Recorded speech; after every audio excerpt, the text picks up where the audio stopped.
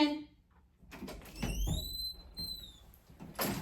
Before entering the patient's room, I'm going to check the door for any sort of precautions, like seizure precautions or infection control precautions. The station is standard precautions, so I'll proceed accordingly.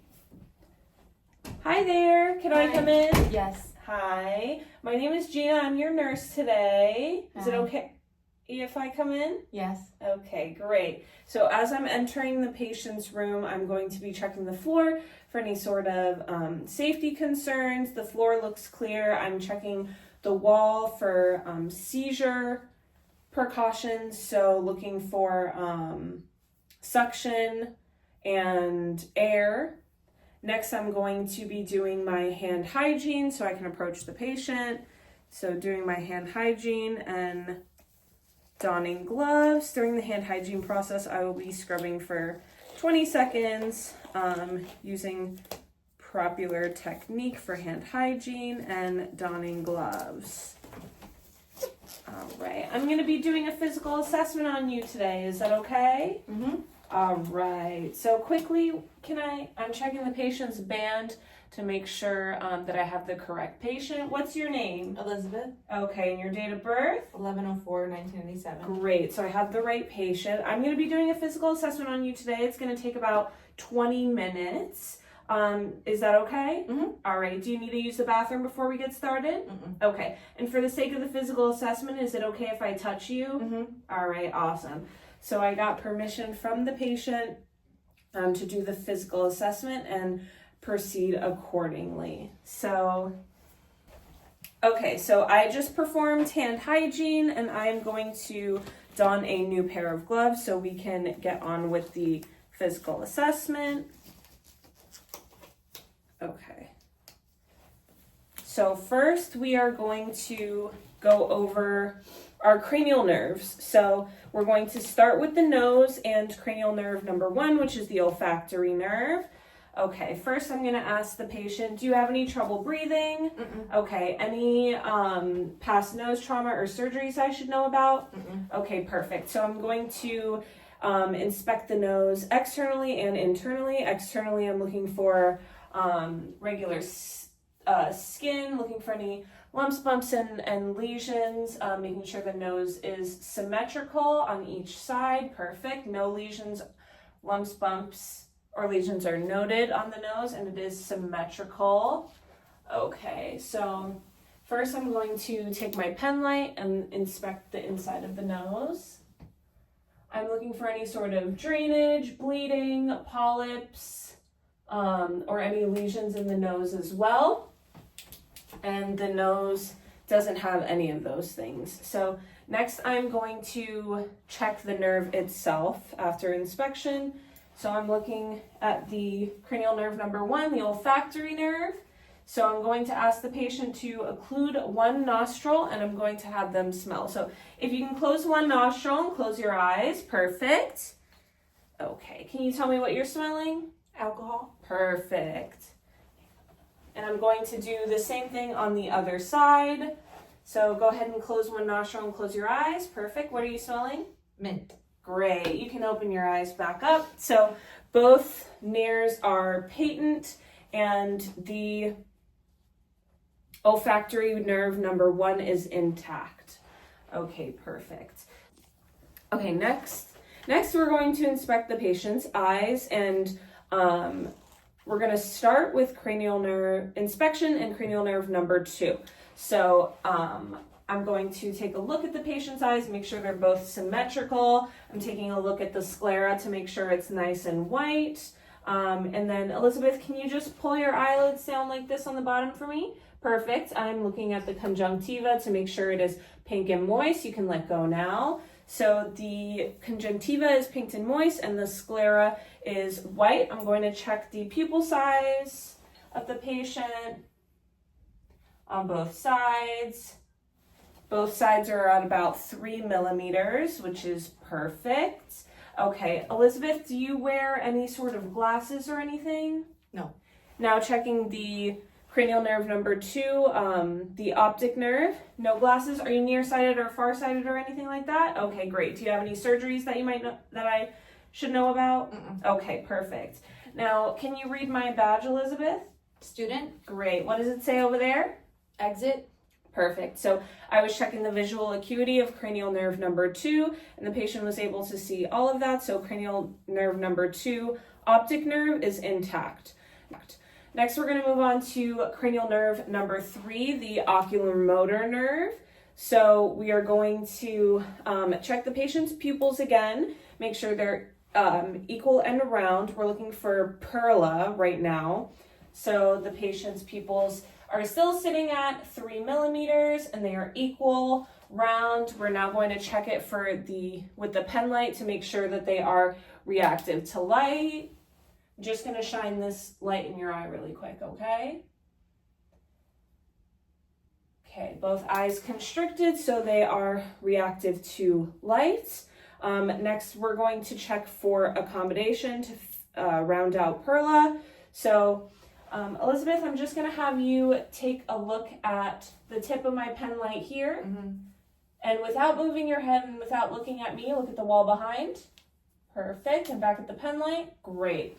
So I just looked for accommodation of the pupils. They do accommodate. So the pupils are equal, round, reactive to light, and accommodation. Next, I'm going to be looking for convergence of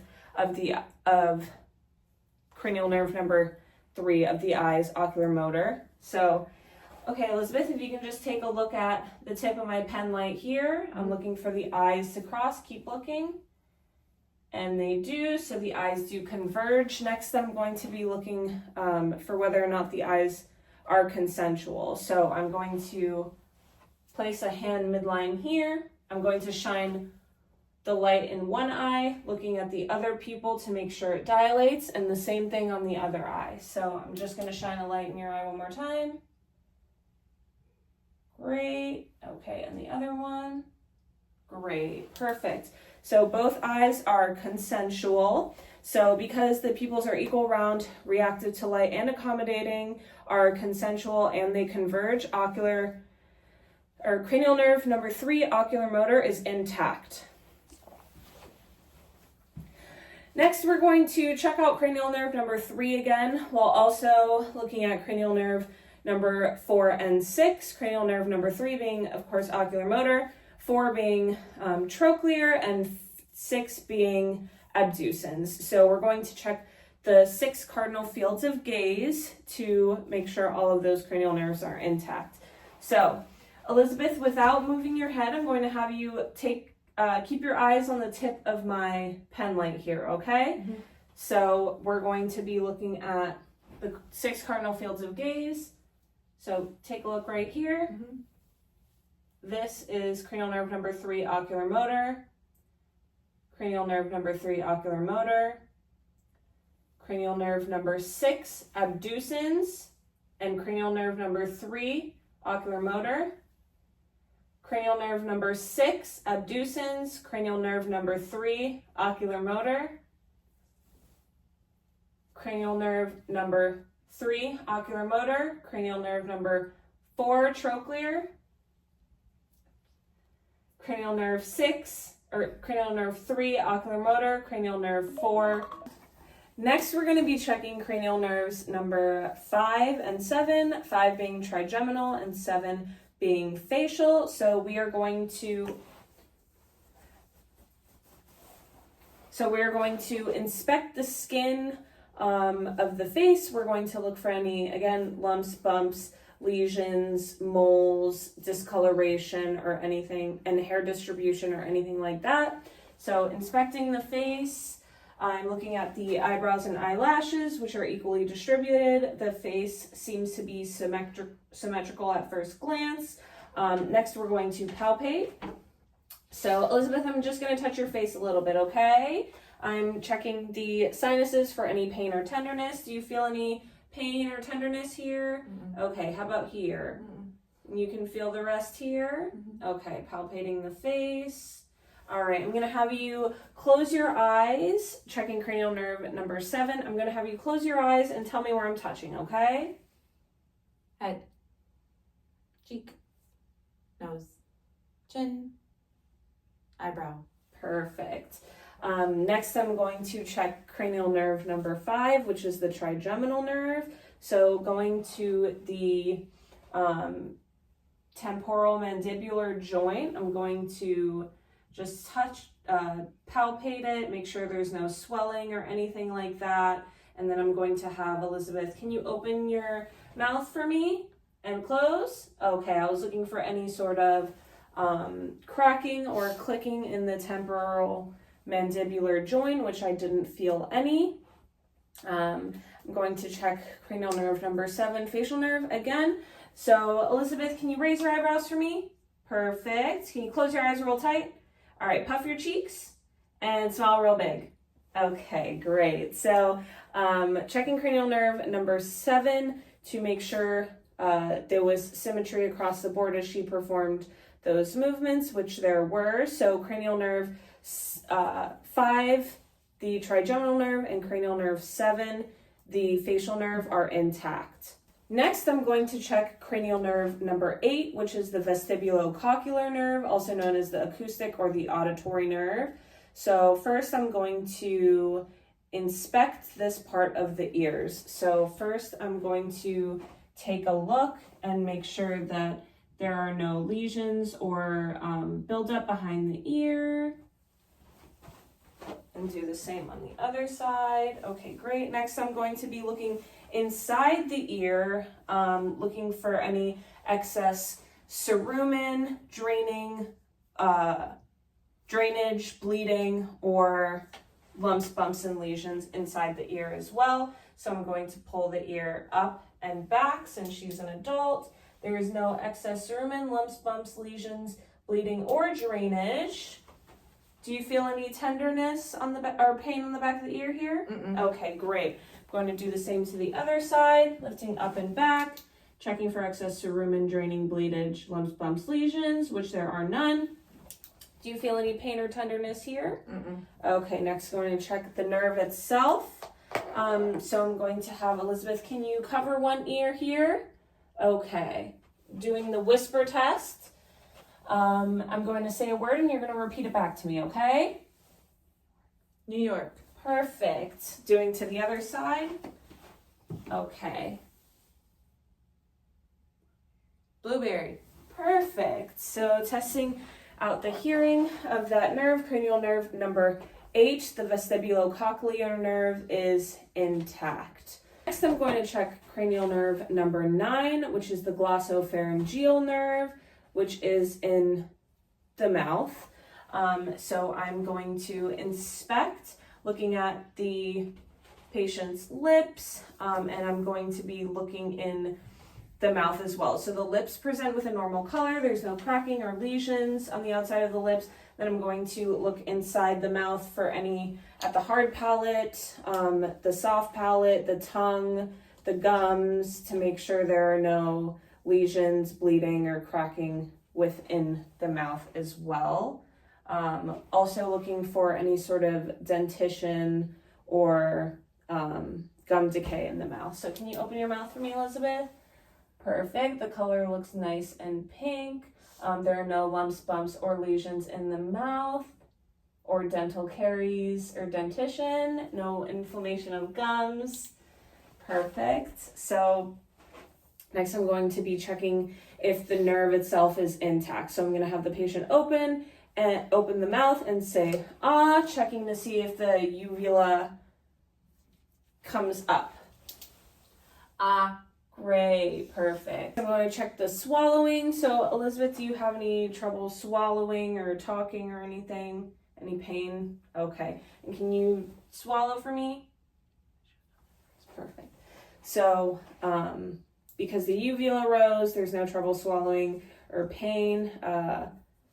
Cranial nerve number 9, glossopharyngeal, is intact. Next, I'm going to be checking cranial nerve number 10, which is the vagus nerve.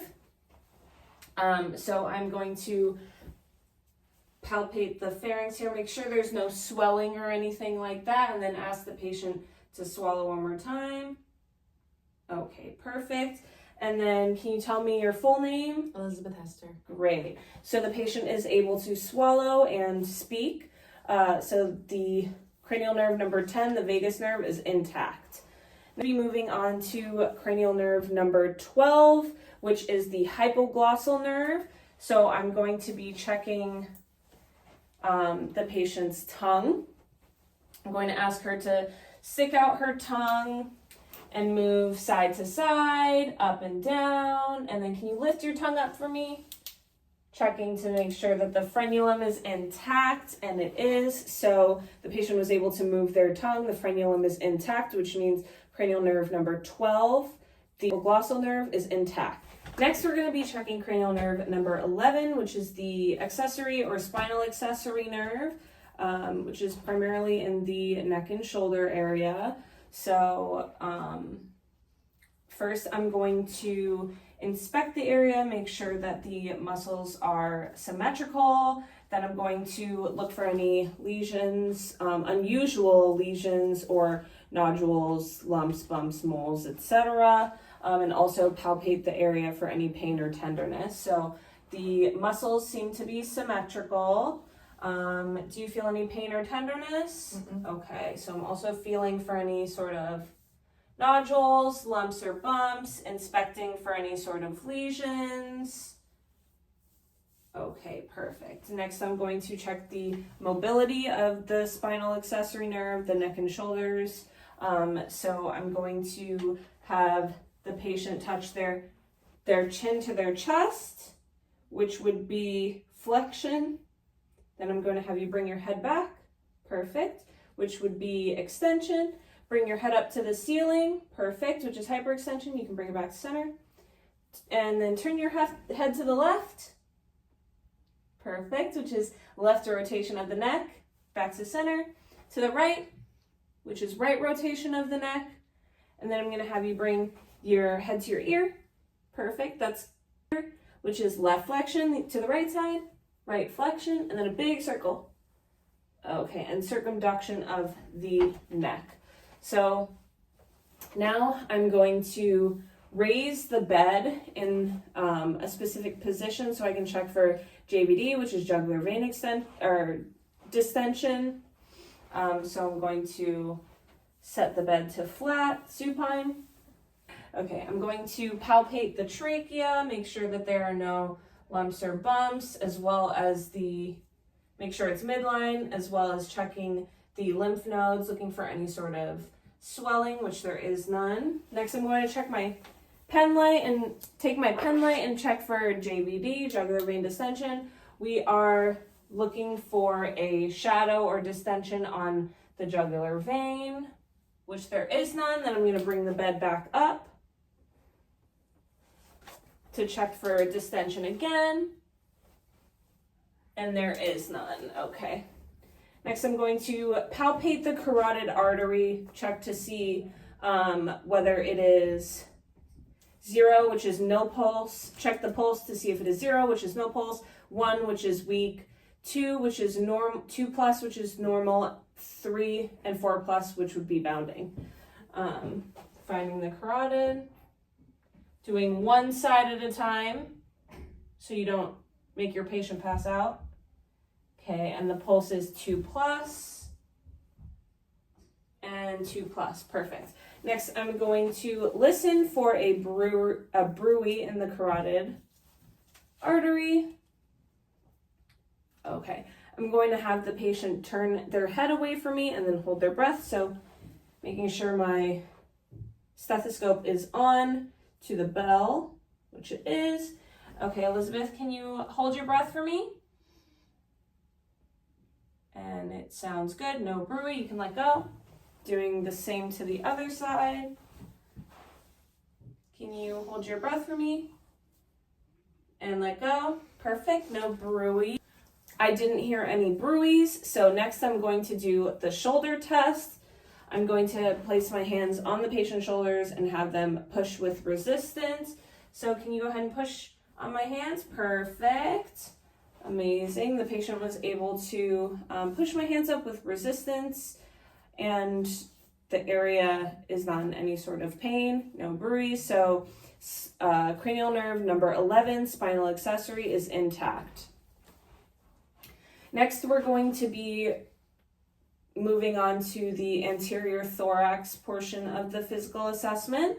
So I'm going to ask the patient, do you have any sort of issues breathing or any pain? Okay, so I'm going to first inspect the anterior thorax region. So I'm going to check the skin, make sure that there's no lumps, bumps, or lesions on the skin, and check for skin turgor by pinching. Okay, the skin immediately falls back down. There's no tenting, so no signs of dehydration. Next, I'm going to feel for any lumps, bumps, moles, or edema in the chest, which there is none. Okay, and then next, I'm going to listen for lung sounds in the thorax. Done with the diaphragm. I'm going to let the patient know every time I move my stethoscope, I'm just going to have you take a deep breath, okay? So first feeling for the trachea. Okay, and next I'm going to move on to the vesicular portion of the lungs, which sounds louder on inspiration, which is left of the sternal border, second intercostal space, then moving to the other side, right of the sternal border, second intercostal space, and that is vesicular, loud on inspiration. Next, I'm going to move down to right of the sternal border, third intercostal space, listening for bronchovesicular sounds, which are equal. Then moving left of the sternal border, third intercostal space, bronchiovesicular sounds equal. And because Elizabeth is a female, I'm going to skip the fourth and fifth portion of the lung sounds and then move on to the vesicular portion of the lung sounds. There's generally excess tissue there, which is hard for us to be able to hear the lung sounds on this side. So next I'm going to come down, thank you, having the patient move their breasts if necessary, down to the vesicular portion of the lungs, left of the sternal border, sixth intercostal space, listening to vesicular sounds which are louder on inspiration, moving to the other side, doing the same, thank you, and then you can let go. And then coming down to the eighth intercostal space, about around where the bra line is, moving to the other side, and then listening to the third lobe of the right lung, also a vesicular sound. Perfect. Okay. There were any sort of adventitious sounds on the anterior thorax part of the lungs, anterior thorax part of the body, so I didn't hear any sort of rales, crackles, rhonchi, or anything like that. No adventitious sounds. Checking the AP diameter of the anterior thorax, so looking for barrel chest. I'm going to place one hand on around the scapula area of the patient, the second being here on the front, just under the clavicle. I'm going to measure, come around, and looking for the AP diameter, no barrel chest. The AP diameter is less than half the transverse of the chest, so the patient is good, no barrel chest.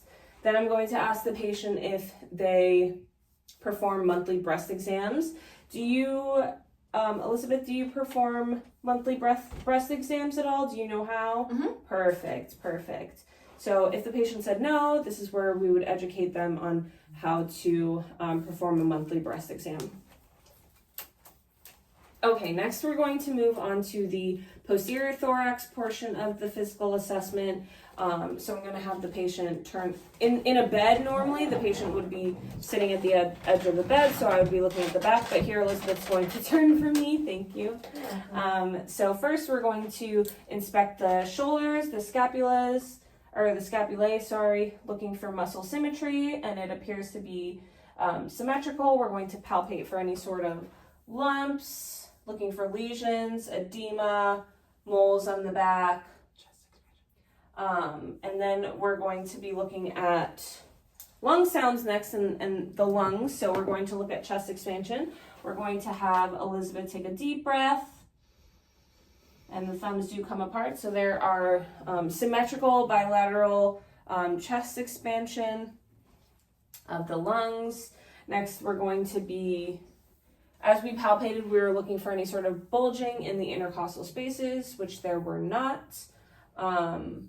Next, we're going to be listening to the lung sounds on the posterior portion of the thorax. So essentially following the same lines as we did in the front, just with a couple more.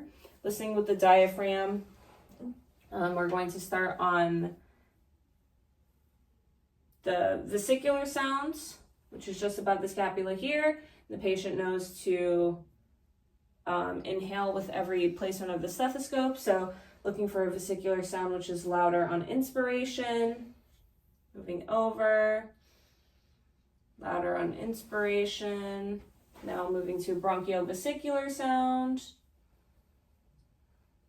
Equal sounds on both inspiration.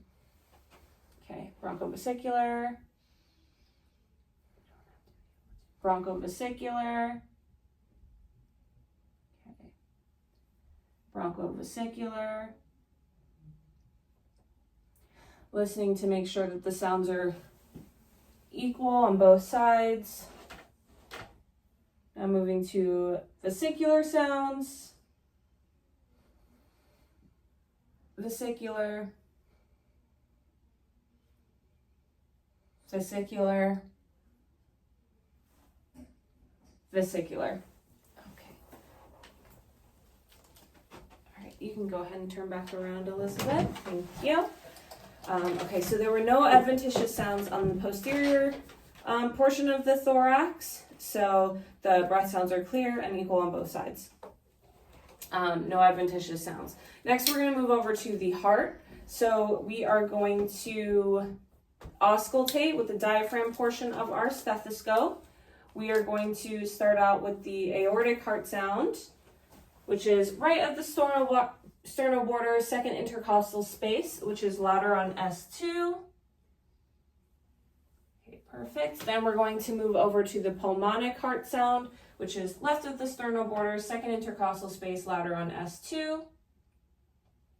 On that same side, left of the sternoborder third intercostal space, we're moving on to Erb's point, which is equal on the S1 and S2 sounds. Next, we're going to move to the tricuspid heart sound, which is left of the sternoborder, fourth intercostal space, louder on S1.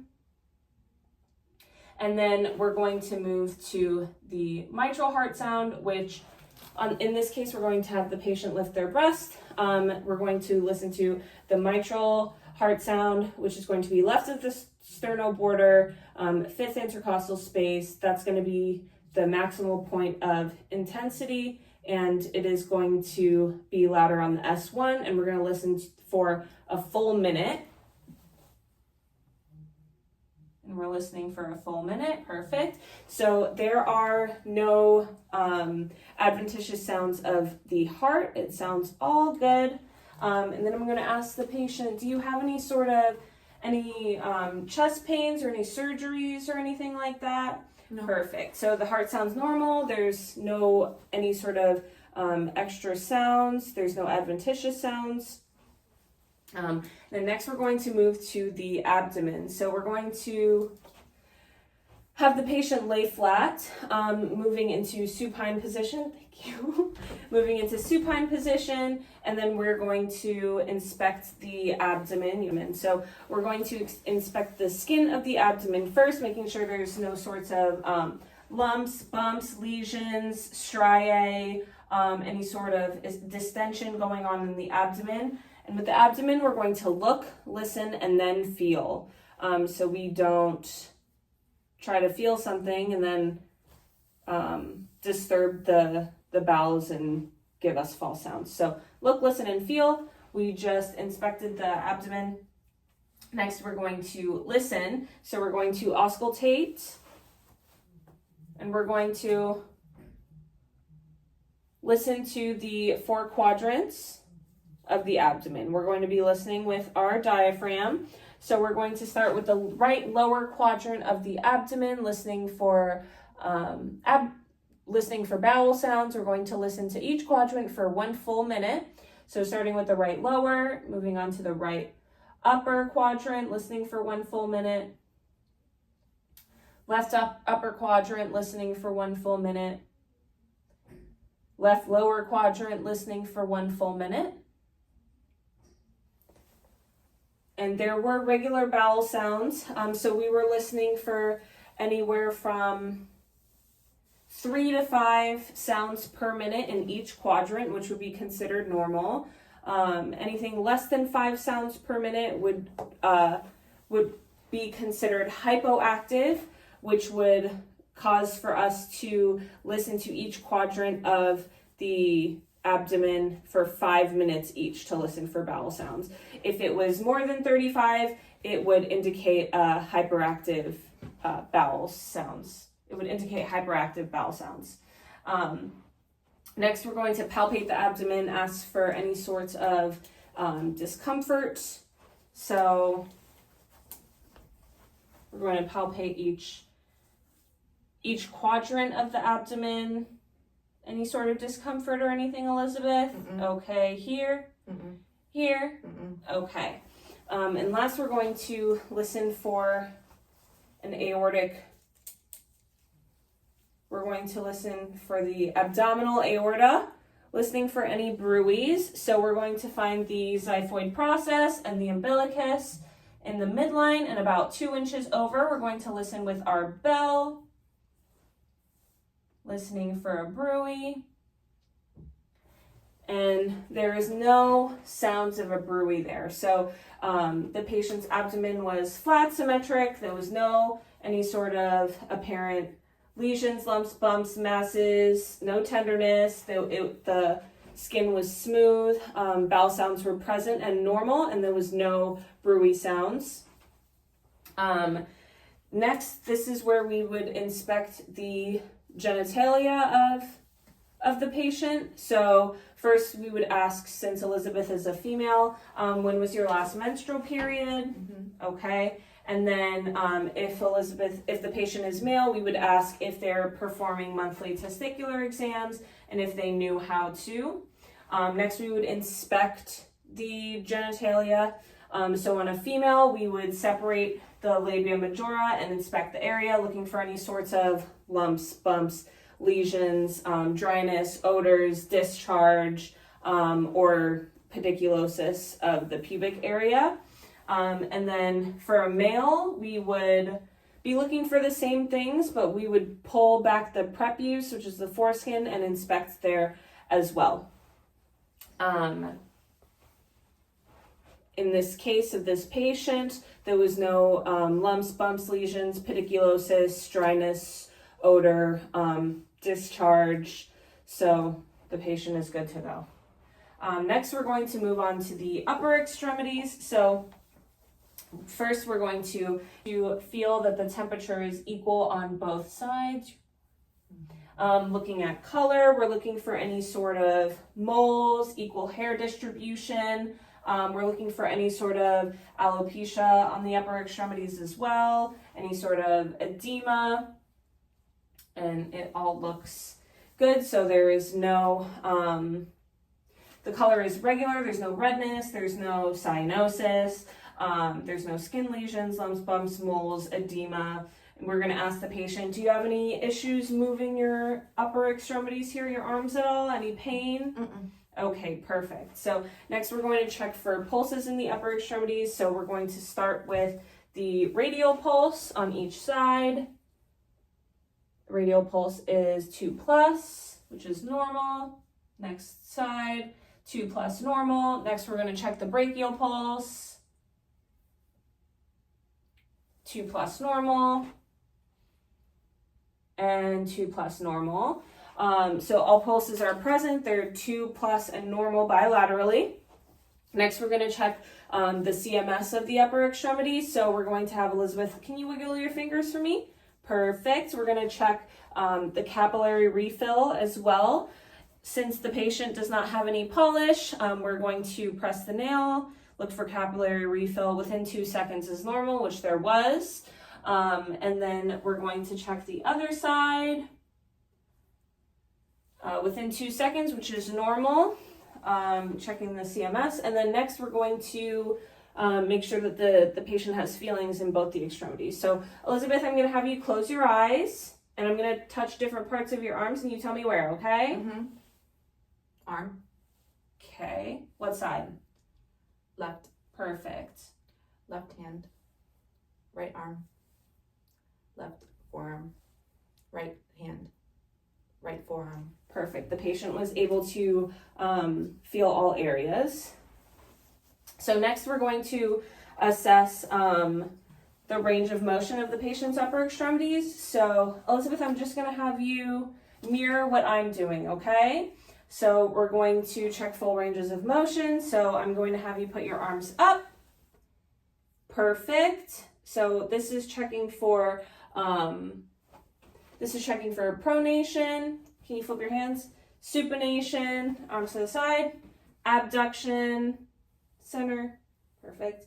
And then down, that's adduction. Arms out one more time. Flexion and extension. Perfect. So next we're going to check the strength of the upper extremities. So Elizabeth, can you push against my hands? Perfect. Can you grip? Perfect. So the patient has grip in both hands and strength in both hands and full range of motion in bilaterally for her upper extremities.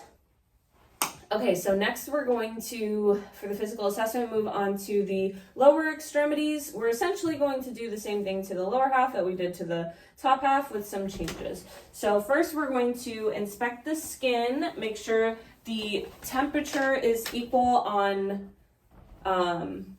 both sides bilaterally. So we're going to check that the temperature is equal bilaterally, which it is. We're looking for any sort of redness, cyanosis. We're looking for lumps, bumps, lesions, cuts, edema. We're also looking for any sort of equal hair distribution on both sides, any alopecia, bruising, which it has none. So the lower extremities are equal in color, no redness, no cyanosis, no any sort of lesions. They're both symmetrical. Do you want to cheer? Mm-mm. They're both symmetrical, no edema, and nice and warm bilaterally. Next, we're going to check the pulses of the lower extremities. So first, we're going to check the femoral pulse, which will be deep in here, asking the patient if it's okay. Mm-hmm. Checking on the other side, which is great, 2+. Which is normal pulse. Next, we're going to check the popliteal pulse, which is behind the knee, 2+ normal, 2+ normal. Next, we're going to check the dorsalis pedis, which is on the top of the foot, 2+ normal, and then the posterior tibialis, 2+ normal, and doing the same to the other side, 2+ normal. And then 2+ normal. Okay, so all pulses are present and 2+ bilaterally. Next, we're going to check the CMS. So we're going to check the capillary refill of both bilaterally of the toes. So since the patient has no polish on, we are going to do the same test we did on the hands, but to the feet. Looking for 2 seconds of capillary refill, which there is, and that's normal. Checking the other side. Perfect. So do you have any sort of pain or tenderness here in your feet? Okay, great. So next we're going to check for sensation of the lower extremities. I'm going to have the patient close their eyes and tell me where and what they're feeling. So can you close your eyes for me, Elizabeth? Okay. Where am I touching you? Right leg. Okay. Left knee. Right foot. Left ankle. Perfect. Okay, so the patient was able to feel bilaterally, and then next we're going to check the range of motion of the leg. So as the patient is here laying down, we are going to check the feet, the knees, and the rest of the legs. So we're going to have, Elizabeth, you can just mirror what I'm doing, but with your feet, okay? So I'm going to have you put your feet here. Perfect. So I'm going to have you put them out here, eversion, put them in, inversion, okay, and your feet up, dorsiflexion and down, plantar flexion. Then I'm going to have you bring your knees to your chest, flexion of the knees. Perfect. So patient has full range of motion in the lower extremities as well. Next, we're going to assess the patient's back. So normally we would have the patient turn to the side in a bed. We are going to assess the skin of the back and the spinal column and buttocks here. So assessing the skin, we're looking for the same thing, making sure it's warm. The patient doesn't have any apheresis, that it's all intact. The spine is midline, and the buttocks, we're looking for any sort of rectal fissures, fistulas, hemorrhoids, any skin breakdown, lesions in the perineal area here as well. We're looking for sphincter tone, we're looking for prolapse, masses, and we're not seeing any of that. So the patient is equal on both sides here on the top of the back. The skin is warm, dry, intact. The spine seems to be aligned, midline. There are no sorts of lumps, bumps, lesions, cuts, hemorrhaging, bruising, anything here on the back. And the buttocks and perineal area, there's no prolapse, lesions, cuts, bumps, fistulas, fissures, hemorrhoids, or anything of the sort. So we're also looking at the bony prominences of the backside. So we're looking here at the neck, looking for any sort of pressure ulcers here at the neck, here at the coccyx. We're looking at the popliteal and the heels on both sides. There are none on either sides. There are none bilaterally, and there are none on the coccyx. The popliteal region, the base of the neck, we're also checking the back of the head here, looking for anything we might have missed on the assessment of the head. We're looking for pressure ulcers, hair loss, alopecia, any sort of skin breakdown here. So the back all looks good. And then we're going to flip the patient back over. Okay, next I'm going to remove my gloves and perform hand hygiene. Coming to the end, we're going to ask the patient, do you have any questions for me, No. Elizabeth? Okay, perfect. Is there anything I can do to make you feel a little bit more comfortable? No, I'm okay. Okay, perfect. So then we're going to lower the bed. We're going to put up one more rail, the one that we brought down earlier. Make sure there's 3 rails and not 4, so the patient is not restrained. And then we're going to bring the call light close to the patient so they can access it at any time that they might need. And then we're going to leave the room and document our findings of our physical assessment.